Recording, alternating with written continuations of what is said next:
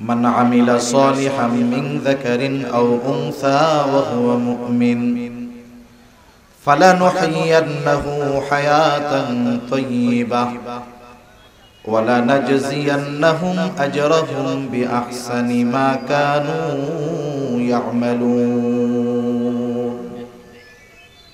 الله رب العالمين বলেন من عمل صالحا من ذكر أو أنثى وهو مؤمن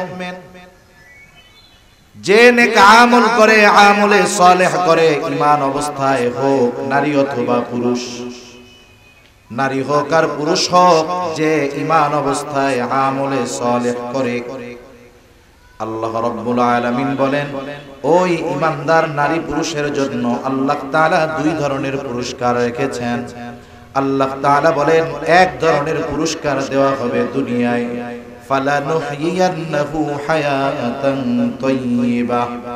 এক নাম্বার আল্লাহ তাআলা বলেন তাকে দুনিয়ায় পবিত্র জিন্দেগি দেওয়া হবে, পবিত্র হায়াত তাকে দেওয়া হবে। আর দুই নাম্বার পুরস্কার, দ্বিতীয় ধরনের পুরস্কার আল্লাহ তাআলা বলেন ওয়ালা নাজজিয়ান্নাহুম আজরাহুম বিআহসানি মা কানু ইয়ামালুন। দ্বিতীয় ধরনের পুরস্কার তাকে দেওয়া হবে আখিরাতে। কি দেওয়া হবে? বলে দুনিয়ায় সে যা করছে তার চাইতে বহুগুণ বেশি প্রতিদান তাকে আখিরাতে দেওয়া হবে।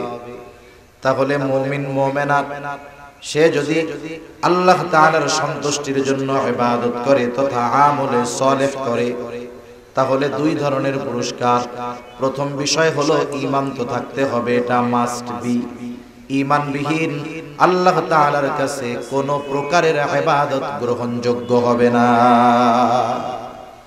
যে কোনো ইবাদত আল্লাহ তাআলার কাছে কবুল করাতে হলে ঈমান লাগবেই লাগবে, এটার বিকল্প কোনো কিছু নাই। দুই নাম্বার আল্লাহ তাআলা শুধু আমল বলেন নাই, বলেছেন আমলে সালেহ। শুধু আমল আর আমলে সালেহ এই দুইটার মধ্যে অবশ্যই পার্থক্য আছে। একটা মানুষ করলেই সেটা কাজ হয়, আমল হয়, কিন্তু যখন ওই কাজটা আল্লাহ তাআলার কাছে কবুল হয় তখন ওই কাজটা তথা ওই আমলটা আমলে সালেহ হয়। একজন নামাজ পড়ছে, সাউন্ড একটু বাড়াও। একজন নামাজ পড়ছে, নামাজ পড়াটা আমল। এখন ওর আমলটা আমলে সালেহ কখন হবে? যখন ওই নামাজটা আল্লাহর কাছে কবুল হবে। এখন কার আমল আমলে সালেহ হবে?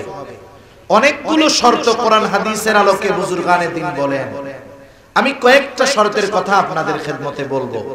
এই শর্তগুলো ঠিক রেখে যদি আমরা আমল করি, ওই আমল যদি ছোট হয় ওই আমলটা আল্লাহর কাছে আশা করা যায় কবুল হবে এবং ওই আমলটা আমলে সালেহ হবে ইনশাআল্লাহ। এক নম্বরে আমল কবুল হওয়ার জন্য তথা আমলে সালেহ হওয়ার জন্য এক নাম্বার যেটা দরকার সেটা হলো আল্লাহ তাআলার সন্তুষ্টি তথা ইখলাস দরকার। আমার সারা জিন্দেগীর আমল, এটা যত আমল হোক, বড় হোক আর ছোট হোক, আমার সকল আমলগুলো একমাত্র আল্লাহ তাআলার উদ্দেশ্যেই করতে হবে। আল্লাহ তাআলা কোরআনুল কারীমের মধ্যে বলেন ওয়ামা উমিরু ইল্লা লিয়াবুদুল্লাহা মুখলিসিনা লাহুদ্দীন। ইখলাসের সাথে যতক্ষণ না আমল হবে ততক্ষণ ওই আমল যত বড় হোক আল্লাহ তাআলার কাছে ওই আমলটা কবুল হবে না। এজন্য আল্লাহ সুবহানাহু ওয়া তাআলার কাছে ওই আমলটাই সুন্দর, গ্রহণযোগ্য, যেটা আল্লাহর জন্য করা হয়। আল্লাহ তাআলা কিন্তু আমাদের কাছে বেশি আমলের কথা বলেন না। আল্লাহ তাআলা কোরআনুল কারীমের মধ্যে সুন্দর আমলের কথা বলেছে, সুন্দর। আল্লাহ তাআলা সূরা মুলকের মধ্যে বলেন আল্লাযী খালাকাল মাউতা ওয়াল হায়াতা লিয়াবলুয়াকুম আইয়ুকুম আহসানু আমালা। আল্লাহ তাআলা বলেন তিনি আল্লাহকে বলে আল্লাযী খালাকাল মাউতা ওয়াল হায়া, যে মৃত্যু এবং জীবন সৃষ্টি করেছেন। কেন? বলে লিয়াবলুয়াকুম, তোমাদের পরীক্ষা করার জন্য তথা আমাদের পরীক্ষার জন্য আল্লাহ তাআলা মউত এবং হায়াত, মরণ এবং জীবন আল্লাহ সৃষ্টি করেছেন। বললাম কিসের পরীক্ষা? আল্লাহ তাআলা বলেন পরীক্ষা হলো আইয়ুকুম আহসানু আমালা, পরীক্ষাটা হলো তোমাদের কার আমল কত সুন্দর। আইয়ুকুম আকসারু আমালা, আল্লাহ বলেন যে কে কত আমল করতে পারে এটা বলেন না। আল্লাহ তাআলা বলতেছেন পরীক্ষা হলো কার আমল কত সুন্দর। এই জন্য আমাদেরকে আগে বুঝতে হবে আসলে সুন্দরের সংজ্ঞাটা কি। আমরা আমাদের কাছে সুন্দরের সংজ্ঞা হইল যেটা চোখ দিয়ে দেখার পরে আমার আপনার অন্তর তৃপ্ত হয়। চোখ দিয়ে দেখলে ভালো লাগে, আমরা বলি এটা সুন্দর, দেখতে ভালো লাগতেছে। একটা মেয়ের চেহারা ভালো, বলে সুন্দর। তারপরে একটা জিনিস খুব ভালো মতো বানাইছে, বলে সুন্দর, চেয়ারটা সুন্দর, ফার্নিচারটা সুন্দর, ছেলেটা সুন্দর। তাহলে আমরা সুন্দর বলি কখন? যখন আমাদের চোখ ওই জিনিসটা দেখে তৃপ্ত হয়। আমাদের সামনে যদি একজন আফ্রিকার মানুষকে আইনা দেওয়া হয়, এই ইথিওপিয়ার মানুষ, ওদেরকে দেখার পরে কি আমরা সুন্দর বলবো? কতজনে ওরে কালার কালারে, এর যে কোড়ের তলে কালি আরো সাদা, কলমের কালির চাইতে কালা। তার মানে দেখেন এটা আমাদের কাছে সুন্দর না, কিন্তু আল্লাহ তাআলার কাছে তো এই সংজ্ঞা চলবে না। আল্লাহ তাআলার কাছে সৌন্দর্য নির্ভর করে ইখলাসের ভিত্তিতে, অন্তরের ভিত্তিতে সৌন্দর্য আল্লাহ তাআলা নিরূপণ করেন। এই জন্য তার কলব, যার কলব যত সুন্দর, যার ইখলাস যত ভালো, যার নিয়ত যত পরিশুদ্ধ, আল্লাহ তাআলার কাছে সে তত সুন্দর। একটা মানুষের দৈহিক গঠন যতই সুন্দর হোক না কেন, অন্তর যদি রোগে ভরা থাকে, দুনিয়ার মানুষ তাকে সুন্দর বলতে পারে, কিন্তু আল্লাহ তাআলার কাছে সে সুন্দর নয়। এ দুনিয়ার অনেক মানুষ দুনিয়া থেকে চলে গেছে, আমাদের দৃষ্টিতে তারা সুন্দর ছিল না, চেহারা কালো ছিল, কিন্তু তাদের অন্তর আল্লাহ তাআলার মুহাব্বতে, নবীর মুহাব্বতে ভরপুর ছিল। ঠিক কিনা বলেন? এই মানুষগুলো আমরা সুন্দর না বললেও আল্লাহ তাআলার কাছে সুন্দর। এজন্য ওই ইবাদতটা সুন্দর হবে যেই ইবাদতের মধ্যে আল্লাহর সন্তুষ্টি আছে, ইখলাস আছে। অনেক সময় আমরা দেখি একজন নামাজ পড়তেছে খুব ধীরস্থিরতার সাথে, আমি হুজুর আয়েশা মসজিদের মধ্যে নামাজে দাঁড়ায় গেছি, খুব সুন্দরভাবে ধীর স্থিরতার সাথে কিরাত পড়তেছি, দীর্ঘ সময় নিয়ে রুকু করতেছি, রুকু থেকে উঠে আবার সুন্দর মতো দীর্ঘ সময় দাঁড়ায় আছি, আর মনে মনে চিন্তা করতেছি আমি একাই তো নামাজ পড়ি, চারদিকে মুসল্লি আমার দিকে তাকায় আছে, আমারে মনে হয় এরা খুব বুজুর্গ বলবে। বলেন তো এই নামাজ আপনারা দেখা হইতো কইতে পারেন, দেখ হুজুর কত সুন্দর রুকু সিজদা করে, হুজুর কত সুন্দরভাবে কিরাত পড়তেছে, একেবারে ধীর স্থিরতার সাথে সুন্দরভাবে হুজুর নামাজটা শেষ করলো, কিন্তু মনের মধ্যে আমার উদ্দেশ্য ছিল আপনারা দেখা জানি এই কথাটা কন। এখন বলেন আপনারা ঠিকই আমার নামাজটা দেখে সুন্দর বললেন, কিন্তু ওই ইবাদতটা কি আল্লাহর কাছে সুন্দর হয়েছে নাকি? আল্লাহর কাছে ওই ইবাদত সুন্দর হয় নাই। এজন্য ইবাদত যত বড় হোক আর ছোট হোক, যদি আল্লাহর জন্য না হয়, ওই ইবাদত আখিরাতের নাজাত পাওয়া তো বহুদূর, ওই ইবাদত তার জাহান্নামে যাওয়ার কারণ। প্রসিদ্ধ হাদিস আছে তো, রাসূল আকরাম সাল্লাল্লাহু আলাইহি ওয়াসাল্লাম বলেন, কিয়ামতের দিন সর্বপ্রথম তিন শ্রেণীর মানুষকে হিসাবের জন্য ডাকা হবে। এক নাম্বার একজন শহীদকে ডাকা হবে, শহীদ রক্তাক্ত অবস্থায় আল্লাহর সামনে হাজির হয়ে যাবে। তোমার এই অবস্থা কেন? আল্লাহ তাআলা জিজ্ঞাসা করবে, বলে আল্লাহর জমিনে আল্লাহর দ্বীন প্রতিষ্ঠা করার জন্য কাফেরদের বিরুদ্ধে জিহাদ করে, লড়াই করে আমি আমার জীবন দিয়ে দিয়েছি। আল্লাহ তাআলা জিজ্ঞাসা করবেন, বুঝলাম এই জন্য লড়াই করছো, কিন্তু মূল উদ্দেশ্য কি ছিল, কার জন্য করছো? লোকটা এবার বলবে, আল্লাহ শুধুমাত্র আপনার সন্তুষ্টির জন্য জিহাদ করেছি। আল্লাহ তাআলা বলবেন, না বান্দা তুমি মিথ্যা বলতেছো, কারণ আল্লাহ তাআলা অন্তর্যামী, তিনি আমার আপনার সকলের মনের খবর জানেন। আল্লাহ তাআলা বলবেন, না বান্দা তুমি মিথ্যা বলতেছো, আমি তোমার অন্তরের খবর জানি। তুমি যুদ্ধ করেছো যাতে করে দুনিয়ার মানুষ তোমার যুদ্ধের প্রশংসা করে, বীরত্বের প্রশংসা করে। যে উদ্দেশ্যে তুমি দুনিয়ায় যুদ্ধ করেছো, মানুষ তোমাকে বীর ডেকেছে, তোমার বীরত্বের প্রশংসা করেছে, তার মানে উদ্দেশ্য যেটা ছিল সেটা দুনিয়ায় পেয়ে গেছো। সুতরাং আমি আল্লাহর তরফ থেকে তোমার জন্য কিছু নাই, তুমি চলে যাও, তোমার ঠিকানা হলো চিরস্থায়ী জাহান্নাম। জিজ্ঞাসা করা হবে, আমি আল্লাহ তোমাকে এত সম্পদ দিলাম, সম্পদগুলা কোথায় ব্যয় করেছো? লোকটা বলবে, আল্লাহ আপনার দেওয়া সম্পদ আমি মানুষের মাঝে দান করেছি, সাদকা করেছি, যার খাবার নাই তারে খাবার কিনে দিয়েছি, যার ঘর নাই তাকে ঘর বানায় দিয়েছি। আল্লাহ তাআলা বলবে, কোন উদ্দেশ্যে করছো? লোকটা বলবে, আল্লাহ আপনার সন্তুষ্টির জন্য করেছি। আল্লাহ তাআলা বলবেন, না বান্দা, না না, আমি আল্লাহ তোমার অন্তরের খবর জানি। তুমি মানুষকে দান করেছো যাতে করে দুনিয়ার মানুষ তোমাকে দানবীর বলে, তোমার দানের প্রশংসা করে, সমাজ সেবক বলে। তুমি যে উদ্দেশ্যে দান করেছো দুনিয়ায় পেয়ে গেছো, দুনিয়ার মানুষ তোমার দানের প্রশংসা কইরা তোমারে দানবীর বলছে, সমাজ সেবক বলছে, গরিবের বন্ধু বলছে। সুতরাং আমি আল্লাহর তরফ থেকে আজকে তোমার জন্য কিছুই নাই, তুমি চলে যাও, তোমার ঠিকানা হলো জাহান্নাম।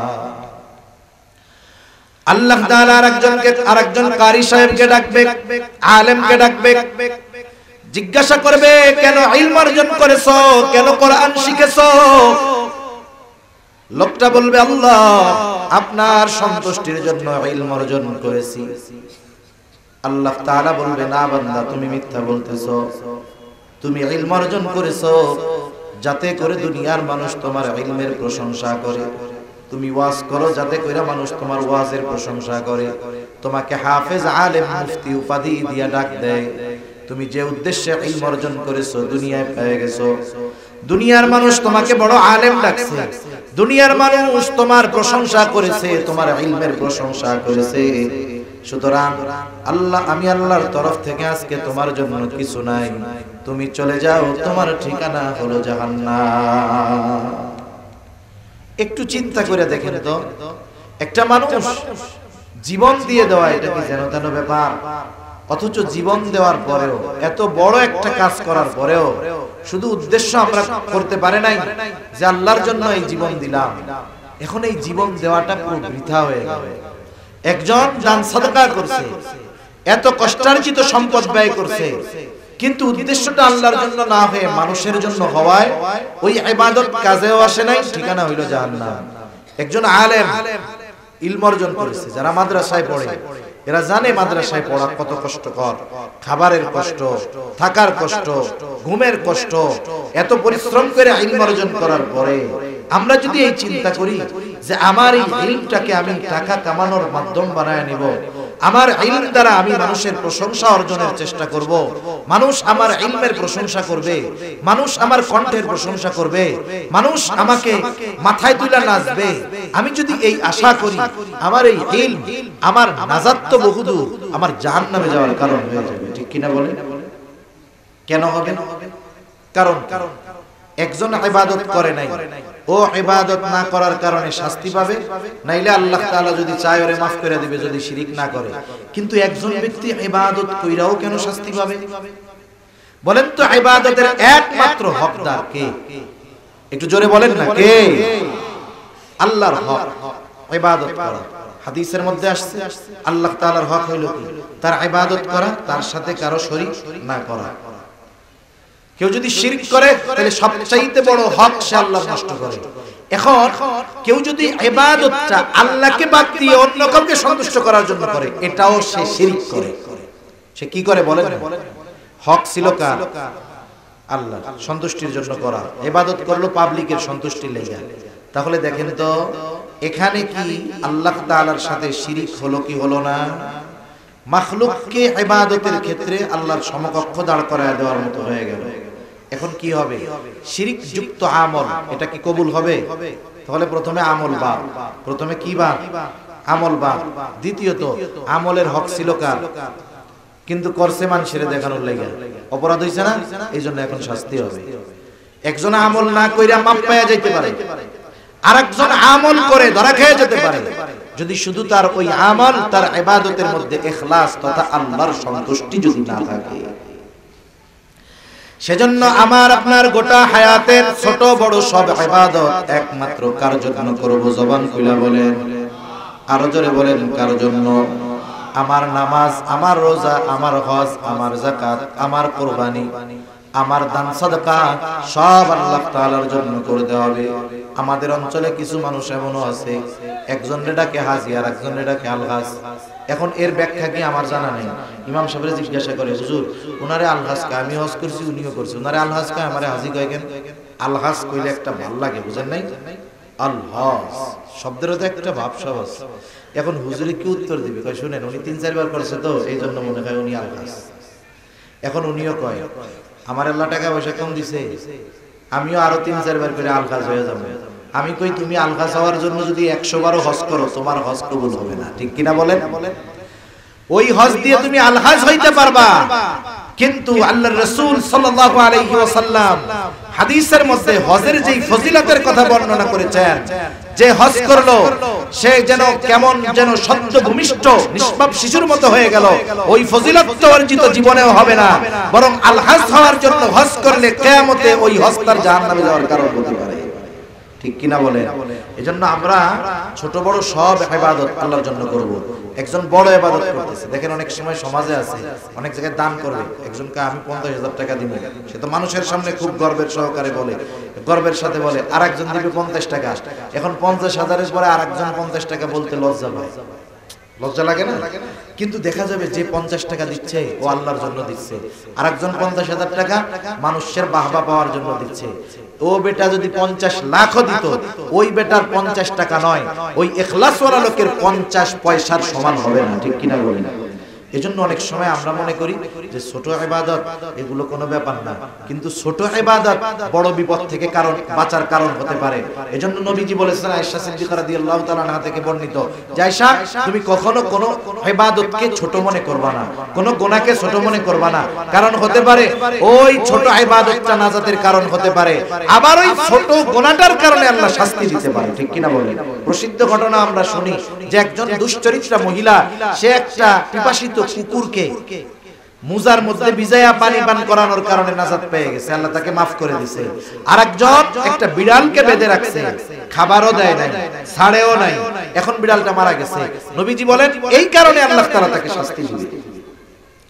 তাহলে আমাদের ছোটখাটো ইবাদত গুলো বড় বিপদ থেকে বাঁচার কারণ হতে পারে যদি আল্লাহ তাআলার সন্তুষ্টির জন্য করি। করা যাবে তো ইনশাআল্লাহ? তাহলে আমলে সালেহ হওয়ার জন্য এক নাম্বার যেই বিষয়টা দরকার সেটা হলো ইখলাস, নিয়তের বিশুদ্ধতা। যাই বলেন না কেন, আল্লাহর সন্তুষ্টি যাই বলেন না কেন, তাহলে এক নাম্বার শর্ত হলো আমার আপনার ছোট বড় সকল ইবাদত আল্লাহ তাআলাকে দেখানোর জন্যই করব। দুনিয়ার মানুষকে দেখানোর জন্য ইবাদত করলে কবুল হয় না, পাপ হয়, শাস্তি পাওয়া লাগতে পারে। আর আল্লাহকে দেখানোর জন্য ইবাদত করলে ওই ইবাদত দ্বারা আখিরাতে নাজাত পাওয়ার কারণ হয়ে যেতে পারে। একই জিনিস, মানুষরে দেখাইলে পাপ, আল্লাহরে দেখানোর জন্য করলে সওয়াব।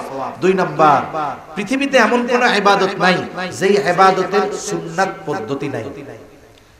রাসূলের তরিকা লাগবে দুই নাম্বার। এক নম্বরে ইখলাস, দুই নাম্বার রাসূল সাল্লাল্লাহু আলাইহি ওয়াসাল্লামের পদ্ধতি। দুনিয়ায় কোনো ইবাদত নাই যেই ইবাদত রাসূলের তরিকায় করার পদ্ধতিও নাই। আছে এরকম? নাই। সব ইবাদতের মধ্যে রাসূল সাল্লাল্লাহু আলাইহি ওয়াসাল্লামের পদ্ধতি আছে।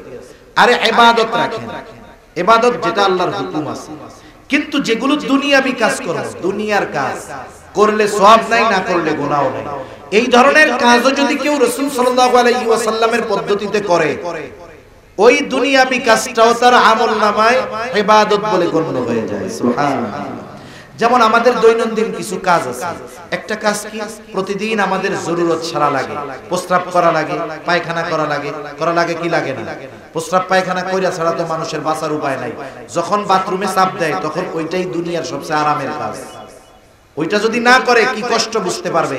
এজন্য মানুষ এখন ট্র্যাডিশন পাল্টায়া দিছে, ঘর বাড়ি যা করুক বাথরুমটারে টাইলস দিয়ে সুন্দর মতো আগে করে, যে কোনো জায়গায় আগে বাথরুমটাকে সুন্দর করে। অথচ বাথরুমে যাইয়া কি কয় ঘন্টা থাকবে? সারাদিনে নাইলে সর্বোচ্চ আধা ঘন্টা 1 ঘন্টা থাকবে। অথচ বাথরুমের মধ্যে দামি দামি টাইলস ব্যবহার করে আর এই সুন্দর সুন্দর লাইটিং দেয়, কারণ ওই বেটা মনে হয় বুঝে যে এইখানে থাকমু কম সময়, কিন্তু এই কামটা সবচেয়ে আরামে। এই জন্য এই জায়গাটা খুব ভালো মতো বানাইতে হবে। এখন দেখেন, একজন মানুষ প্রত্যেকেরই জরুরত ছাড়ার দরকার আছে। এখন কেউ যদি এই চিন্তা করে এত টাকা দিয়ে 10 লাখ টাকা খরচ করে আমি বাথরুম বানাইলাম, এখানে যদি দৈনিক 3 ঘন্টা না থাকি তাহলে হয় নাকি? এই কাজ কি কেউ করে নাকি? বাথরুম যত হাই কোয়ালিটির হোক, কাজ শেষ তো ওই জায়গায় আর 5 সেকেন্ডও দাঁড়াইতে মন চায় না। কেউ যদি লক্ষ টাকা খরচ করে বাথরুম করে, সারা জীবনেও যদি একবার ওই জায়গায় জরুরত না আসে, কিয়ামতের দিন তারে জিজ্ঞাসা করা হবে না। আবার কেউ যদি বাথরুম করতে গিয়ে সময় বেশি লাগায়, এই কারণে তার সওয়াবও হবে না। তবে বাথরুম করতে গিয়ে যদি নবীজির পদ্ধতি অনুসরণ করে, মনে করেন ঘুম থেকে সকালবেলা উঠছে, আজান শুনছে, ঘুম ভাঙছে, ফজরের নামাজে আসবে, এখন চিন্তা করতেছে যে আমি কি শুধু প্রস্রাব কইরাই চলে যাব না ওযু করেই নামাজে যাব? নামাজের সময় তো আছে।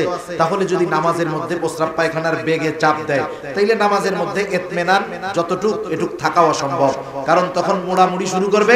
ইমাম সাহেব যদি ইন্না আতাইনা কাল কাউসারও পড়ে, তখন মনে হবে যে ইয়া বড় সূরা পড়তেছে।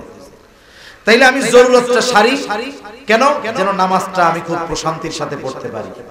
এই উদ্দেশ্য কইরা এবার উনি মাথার মধ্যে টুপি দিছে বা গামছা দিছে, কারণ মাথা ঢেকে রেখে বাথরুমে যাইতে হয়। টুপি হোক আর গামছা হোক, উনি এবার মাথাটা ডাকছে, বাথরুমে ঢুকতেছে, এমনিই জরুরত স্বার্থ, কিন্তু নিয়তটার সাথে কি করছে যে আমি যেন নামাজটা ঠিকমতো পড়তে পারি, নামাজটা পড়ে যেন প্রশান্তি পাই, ওই সময় যেন আমার কষ্ট না হয়, নামাজটা সুন্দর করণার্থে সে বাথরুমে ঢোকা শুরু করছে। এবার গেছে সামনে, ঢোকার আগে দোয়া করছে, মাথা ডাকছে। আমি মোটা মোটা সুন্নাতগুলো বলতেছি আর কি। এরপরে ঢোকার আগে দোয়া করছে। অনেকে জানে না, অনেকেরে জিজ্ঞাসা করছে দোয়া পড়েন কোন সময়, কয় বাথরুমের মধ্যে ঢুইকা এরপরে দোয়া করে। না, বাথরুমে ঢোকার আগে দোয়া করতে হবে।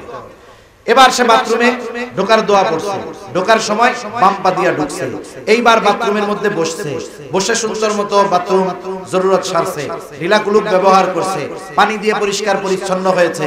ভেতরে যদি ওযুর ব্যবস্থা থাকে করছে, নাইলে বের হয়ে গেছে। বের হইছে কেমনে? বের হওয়ার সময় ডান পা দিয়ে বের হইছে। বের হওয়ার পরে দোয়া পড়ছে। এই জায়গায় 7-8টা সুন্নাত আছে। অথচ দেখেন এই কাজটা সাধারণভাবে করলে কোনো সওয়াব হইতো না, কিছুই হইতো না, গুনাহ হইতো না, কিন্তু শুধুমাত্র নিয়ত করেছে ইবাদতের সুবিধার্থে, নবীজির তরিকায় আমি এই কাজটা করলাম, দেখা যাবে কমপক্ষে 10-12টা সুন্নাত ওইটুকু কাজের মধ্যে সে করে ফেলছে। সুবহানাল্লাহ বলেন। এই যে সুন্নাত পদ্ধতিতে দুনিয়ার কাজটা করলো, সওয়াব হইছে না গুনাহ হইছে? এটা ইবাদত বলে যোগ হয়ে যায়। খানা খাই, প্রত্যেকদিন খানা খাই, স্বাভাবিক ব্যাপার। পানি পান করি, স্বাভাবিক ব্যাপার। আমি পানিটা ডান হাতে পান করব, বসে পান করব, 3 ডোকে নয়, 3 শ্বাসে পানি পান করি। অনেকে মনে করে পানি মনে হয় 3 ডোক, 1 ডোক নিলাম, 2 ডোক নিলাম। না না, 3 শ্বাস। একবার নিছি, বিরতি বিরতি বিরতি, এই যে 3 বার, 3 শ্বাসে পান করব, বসে পান করব, পান করার আগে বিসমিল্লাহ বলবো, শেষে আলহামদুলিল্লাহ বলবো। হিসাব করে দেখেন 7-8টা সুন্নাত এই পানি পানের মধ্যে হয়ে গেল। সওয়াব হবে কি হবে না? আপনি রাস্তা থেকে বাজারে যান, মসজিদে যান, প্রয়োজনে যান, অনেক সময় হেঁটে যান, আপনি যদি নিয়ত করেন যে নবীজি ডান পাশ দিয়ে হাঁটতেন, ডান পাশ দিয়ে চলা সুন্নাত, এই নিয়তে ডান পাশ দিয়ে পথ চললেন, বলেন তো এই পথ চলাও ইবাদত হবে কি হবে না? তার মানে সুন্নাত হইল এমন এক জিনিস, এমন এক জিনিস, ওইটাকে দুনিয়ার যে কোনো বৈধ কাজের সাথে যদি খালি লাগায় দেওয়া হয়, ওই বৈধ কাজটাও ইবাদত বলে গণ্য হয়ে যায়। আর নামাজ রোজার মধ্যে যে সুন্নাত থাকবে না, এটা তো হইতেই পারে না। তাইলে নবীজির সুন্নাত ইবাদত কবুলের দ্বিতীয় শর্ত। আমরা অনেক সময় মনে করি যে সুন্নাতের পরিভাষা বা সুন্নাতের অর্থ হইল যেটা করলে সওয়াব, না করলে গুনাহ নাই। অনেকে ভাবে এরকম। না না, কিছু সুন্নাত তো ফরজ আছে, কিছু সুন্নাত ওয়াজিব, কিছু সুন্নাত স্বাভাবিক সুন্নাত। এখন কয় সুন্নাত আবার ফরজ হয় কেমনে? আচ্ছা, কোরআনুল কারীমের মধ্যে নামাজের হুকুম, নামাজের কথা আছে 82 জায়গায়। কত জায়গায়? বিষয়টা কিন্তু এমন না। মুফাসসিরিনে কেরাম বলেন যে 82 জায়গায় আল্লাহ তাআলা একই কথা বলছেন, তাইলে এক কথা বারবার বলা হইল না? না না, 82 জায়গায় নামাজের কথা বলায় কমপক্ষে 82টা উদ্দেশ্য আছে আল্লাহ তাআলার। আল্লাহ তাআলার কমপক্ষে 82টা উদ্দেশ্য আছে। আমার ওদিকে যাওয়ার সময় নাই, সুযোগও নাই। মোট কথা হইল কোরআনুল কারীমের মধ্যে একবার যদি কথাটা আসতো নামাজের, যেমন গুরুত্ব 100 বার আসলেও তেমন গুরুত্ব।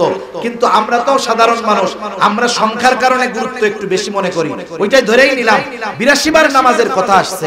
কিন্তু বলেন তো, দুনিয়ার কোন মুফাসসির সাহেবকে, আলেমকে নবীজির সুন্নাত বাদ দিয়ে, নবীজির হাদিস বাদ দিয়ে শুধু কোরআন ধরায় দিয়ে যদি বলা হয় যে কাজ করো, আমরা ফজরের 2 রাকাত ফরজ নামাজ অথবা সুন্নাত নামাজ যেভাবে পড়ি, শুধুমাত্র কোরআন থেকে এটাকে বের করে দাও, কিয়ামত পর্যন্ত সম্ভব? জোরে বলেন সম্ভব? তাহলে কোরআনে আল্লাহ তাআলা নামাজের আদেশ দিয়েছেন কোরআনে। এখন কেমনে নামাজ পড়বো, কোন পদ্ধতিতে পড়বো? নবীজি বলেন টেনশনের কোনো কারণ নাই। সল্লু কামা রাআইতুমুনি উসাল্লি। নামাজের আদেশ দিয়েছেন আল্লাহ, নামাজ পড়ার পদ্ধতি উম্মতকে শিখায়া দিয়েছেন মুহাম্মাদুর রাসূলুল্লাহ। এজন্য প্রত্যেকটা ইবাদতের প্রত্যেকটা জিনিসের মধ্যে নবীজির সুন্নাত আছে। যেমন কেউ যদি কয় রুকু করা, আল্লাহ বলেন ওয়ারকাউ মা'আর রাকিঈন, রুকু করা এটা ফরজ। রুকু করা কি বলেন না ফরজ? এখন রুকু মানে কি? ঝুঁকা। আপনি যদি দাঁড়ায় থেকে এতটুকু ঝুঁকেন, এটাও তো ঝুঁকা হয়ে গেল। এখন কতটুকু ঝুঁকবেন, এই ঝুঁকাটা শিখাইছেন নবী, আর রুকুটা ফরজ করি নবীর পদ্ধতিতে। তাহলে রুকুর ক্ষেত্রে এটাও এক প্রকারের সুন্নাত, আর এই সুন্নাতটা হলো ফরজ সুন্নাত। সেজন্য নবীজির কিছু সুন্নাত আছে ফরজ, কিছু সুন্নাত ওয়াজিব। ওয়াজিব আবার কোনটা? সারা দুনিয়ার মুহাক্কিক উলামায়ে কেরাম এ ব্যাপারে একমত। প্রত্যেকটা পুরুষের জন্য দাড়ি লম্বা করতে হবে। কতটুকু রাখতে হবে? বলে কমপক্ষে এক মুষ্টি পরিমাণ। কমপক্ষে কত? এক মুষ্টি রাখতেই হবে। এক মুষ্টির আগে যারা দাড়ি রাখবে এদের দাড়ি ছাটার কাটার গুনাহ হতে থাকবে। তাহলে এই দাড়ি রাখার যেই সুন্নাত, এটাকে কেউ যদি মনে করে যে রাখলে সওয়াব, না রাখলে গুনাহ নাই, তা না। কিন্তু এটা ওয়াজিব সুন্নাত। যে তরক করতেছে, রাখতেছে না, আমরা দোয়া করি আল্লাহ রাখার তৌফিক দান করুন। তার নামাজ পড়তেছে, এটা ছাটার কাটার গুনাহ তার হচ্ছে আমল নামায়। আবার সাধারণ সুন্নাত যেগুলো, কিছু সুন্নাত আছে এগুলো করলে সওয়াব, না করলে গুনাহ নাই। সেজন্য ইবাদত কবুল হওয়ার জন্য তথা আমলে সালেহ হওয়ার জন্য দ্বিতীয় শর্ত হলো যে অবশ্যই ইবাদতটা রাসূলুল্লাহ সাল্লাল্লাহু আলাইহি ওয়াসাল্লামের তরিকায় করতে হবে। এখন বিষয় হলো এই তরিকা পদ্ধতি, কিছু জিনিস আছে এগুলো পড়েই কিন্তু শেখা যায়। আচ্ছা, এমবিবিএস ডাক্তার হওয়ার জন্য পড়ালেখা করার দরকার আছে না নাই? একজন এমবিবিএস ডাক্তার হয়েছে মানে একাডেমিক্যাল পড়াশোনা তার শেষ। আপনারা জানেন একটা ডাক্তার একাডেমিক্যাল পড়াশোনা শেষ করার পরে কেউ 2 বছর, কেউ 3 বছর, 4 বছর আরেকজন প্রবীণ অভিজ্ঞ ডাক্তারের তত্ত্বাবধানে এই 5 বছর যা পড়ছে ওইগুলো হাতে কলমে শিখে। জানেন আপনারা এটাকে বলে ইন্টার্নি। ইন্টার্নি যে ডাক্তার না করছে লেখাপড়া শেষ কইরা, ও যদি বাজারে এসে ফার্মেসির দোকানও দেয়, বিপদ আছে। কি আছে বলেন? বিপদ আছে। আপনি সচেতন মানুষ, আপনি জানলেন ও এমবিবিএস ডাক্তার হইছে, বাংলাদেশের বইগুলো সব পড়ছে, লন্ডন থেকে ডাক্তারি বই এনে সব পড়ছে, কিন্তু কোন ডাক্তারের সোহবতে থাইকা সে কখনো ইন্টার্নি করে নাই, প্র্যাকটিক্যালে হাতে কলমে ওই কাগজের লেখাগুলোকে শেখে নাই। বলেন তো আপনি তারে দিয়ে অপারেশন করাবেন? ও যদি উল্টা কয় যে আপনার যেই রোগ অপারেশন করতে 1 লাখ খরচ হবে, আমি উল্টা আপনার 1 লাখ দিমু, কিন্তু আপনি আমার কাছে অপারেশন হন, জীবনে হইবেন? টাকা দিতে চাইলেও তার কাছে অপারেশন হবেন না। কেন হবেন না? বলে আরে মিয়া তুমি যতই বই পড়ো না কেন, তুমি সোহবতে থাইকা প্র্যাকটিক্যাল ভাবে এগুলো তুমি শিখতে পারো না। ঠিক কিনা বলেন? এজন্য আমাদের দেশে অনেকে শুধু পড়াই বড় আলেম হয়ে যায় মনে করে, সোহবতে থাকাটাকে তারা কিছুই মনে করে না। সেজন্য আমাকে আপনাকে যদি সুন্নাত পদ্ধতিতে ইবাদত শিখতে হয়, উলামায়ে কেরামের তত্ত্বাবধানে সোহবতে গিয়ে শেখার বিকল্প আর কোনো কিছু না। 3 নাম্বার শর্ত, যেই আমল করবে, যেই ইবাদত করবে, সেই ইবাদতের মাসলা মাসাইল গুলো তাকে জানতে হবে। এক্ষেত্রে আসে দ্বীনি ইলমের কথা। নবীজি এই কথাই বলেন, তালাবুল ইলমি ফারিদাতুন আলা কুল্লি মুসলিম। দ্বীনি ইলম শিক্ষা করা প্রত্যেক মুসলমান নরনারীর উপরে ফরজ। এখন মনে করেন যে ইলমি জ্ঞান অর্জন করে নাই, সে যে নামাজের ফরজগুলো জানে না, যে নামাজের ওয়াজিবগুলো জানে না, যে নামাজ ভাঙ্গার কারণগুলো জানে না, যে ওযু ভাঙ্গার কারণগুলো জানে না, এখন না জানা কারণগুলোর মধ্যে থেকে যদি কোনো একটা তার মধ্যে সংগঠিত হয়ে যায়, দেখা যাবে বছরের পর বছর নামাজ পড়তেছে কিন্তু তার 1 ওয়াক্ত নামাজও হয় না। কতজন আছে আমাদের দেশে এরকম শুনছি, নামাজের মধ্যে বায়ু ছেড়ে দিছে। কি ছেড়ে দিছে? এখন সে 2-3টা সাউসিজদা দিছে। একজন জিজ্ঞাসা করতেছে, কিরে ভাই তোমার নামাজে কি ভুল হইলো যে সাউসিজদা দিলা? সাউসিজদা কেন দেয়? বলে নামাজে যদি ওয়াজিব ছুটা যায়, ঠিক না, সাউসিজদা দিতে হবে। এখন ওর নামাজের মধ্যে গেছে, পাত দিছে, ওযু ছুটা গেছে, ও যদি সাউসিজদা 2টা না 50টা দেয়, ওর নামাজ থাকবে? তাহলে দেখেন ইবাদত শুদ্ধ হওয়ার জন্য ইলম কত জরুরি। এক নাম্বার, নামাজের যেই বাহিরে ভিতরে 13 ফরজ, নামাজি যে নামাজ পড়বে তার কথা বলতেছি, কমপক্ষে নামাজের বাহিরে ভিতরে 13 ফরজ জানতে হবে, কারণ ফরজ যদি ছুটে যায় নামাজ থাকবে না। এরপরে তার 14টা ওয়াজিব জানতে হবে। এখন সে যদি ওয়াজিব না জানে সৌসিদ্ধা করতে পারবে না, ওয়াজিব ছুটে গেছে সৌসিদ্ধা দেয় নাই, নামাজ হলো না। এরপরে আসেন নামাজ ভাঙ্গার কারণগুলো তাকে জানতে হবে, 19টি কারণ। এখন যদি কারণগুলো সে যদি না জানে, দেখা যাবে ওই রকম কারণ তার প্রতি রাকাত নামাজে 2-4টা ঘটে, তাহলে নামাজ তো আর হলো না। এরপরে তার ওযু ভাঙ্গার কারণগুলো জানতে হবে। এখন দেখেন যদি কারণগুলো না জানে, দেখা যাবে ওই যে ওই রকম পাপ দিয়া সৌসিদ্ধা দিবে, ওযু থাকবে, নামাজ থাকবে। তাহলে চিন্তা করে দেখেন দ্বীনি ইলম শিক্ষা করা কতটা জরুরি। এজন্য ইবাদত কবুল হওয়ার জন্য ওই ইবাদতের মাসলা মাসাইল তার পরিপূর্ণ জানার দরকার, নাইলে দেখা যাবে নিজের অজ্ঞাতসারে অনেক ইবাদত করতেছে কিন্তু কবুল হচ্ছে না। 4 নাম্বার যেটা দরকার সেটা হলো তার খাবারটা হালাল খাবার হইতে হবে। হুজুরকে নিয়ে আসেন, তার খাবারটা হালাল খাবার হইতে হবে। এখানে 2টা জিনিস লক্ষণীয়, একটা হলো শুধু খাবার হালাল হলে হবে না, ওই খাবার কেনার টাকাটাও হালাল হতে হবে। আমাদের দেশের অনেক মানুষ আছে উপার্জনের ব্যাপারে কোনো চিন্তা ভাবনা নাই, যা মন চায় অমনি ধইরা গাপুস গুপুস খায়। কবিতা পড়ছেন না, পুঁটি মাছ পাই না, একটা যদি পাই অমনি ধইরা গাপুস গুপুস খাই। এই কিছু মানুষ আছে উপার্জনের সময় এটা হালাল না হারাম দেখবে না, গাপুস গুপুস ওটা নিয়ে পকেটে জমাবে। পকেটের মধ্যে ঘুষের টাকা 30,000। এখন বাজারে আসছে, দেখে বিশাল বড় এক মহিষ জবাই হয়েছে, বড় মহিষ, বড় গরুর গোশতের উপরে একটা মজা চাহিদা মানুষের থাকে। এখন ওই লোকের আবার ওয়াজ মনে পড়ে গেছে, পকেটের মধ্যে হলো ঘুষের টাকা। কিসের টাকা বলেন, এটা হালাল না হারাম? জোরে বলেন, এটা কি? এখন ওই পকেটে ঘুষের টাকা। মনে রাখবেন, ঘুষ হলো কেউ যদি একজনের কাছ থেকে জুলুম করে, সন্ত্রাসী করে, জোর করে কোনো টাকা নেয়, যেমন এটাও টাকাটা যেমনে নিছে চুরি কইরা, দখল দিয়া, যেরকম অপরাধ, ওই ঘুষের টাকা নেওয়া তার চাইতে আরো বড় অপরাধ। যদিও কয় যে এটা চা খাওয়ার পয়সা, ওটা কোনো সুযোগ নেই। এখন পকেটের মধ্যে হারাম টাকা, তাহলে ঘুষের টাকা ওই ব্যক্তি যার কাছ থেকে নিছে তার হক নষ্ট করেছে, সে এটা জুলুম করে নিয়েছে সে। এখন পকেটের মধ্যে ওই হারাম টাকা। এখন গরুর গোশত দেখে চিন্তা করতেছে, এত বড় গরু এরা কষাই 2 জন জবাই দিল কেমনে? ওয়াজে শুনছে যে মক্কা শরীফের দুম্বাও যদি হয়, ওই দুম্বা যদি আল্লাহর নাম ছাড়া যদি অন্য কারো নামে জবাই দেওয়া হয়, ইচ্ছা করে আল্লাহর নাম বাদ যদি দেওয়া হয়, তাহলে ওই দুম্বার গোশত হালাল থাকবে।